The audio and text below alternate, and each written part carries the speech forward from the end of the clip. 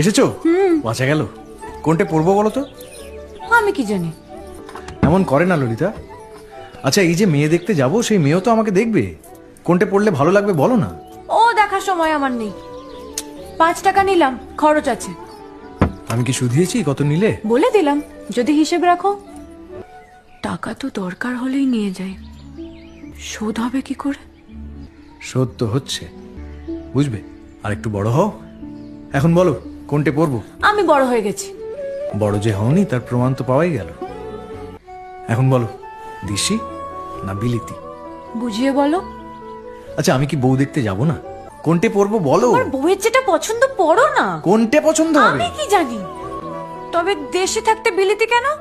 এতে যে আমায় বেশি স্মার্ট লাগে। দেশেতে লাগে না কে বলেছে? লাগে যে, সেটাও তো কেউ কখনো বলেনি। উফ, আমি যাচ্ছি। দাঁড়াও, এত তাড়া কিসের? সে আছে। আচ্ছা থাক, অত বকবকানি শুনতে হলে আর বউ দেখতে যাওয়াই হবে তা না। যাও না বউ দেখতে, আমাকে বকিয়ে মারছো কেন?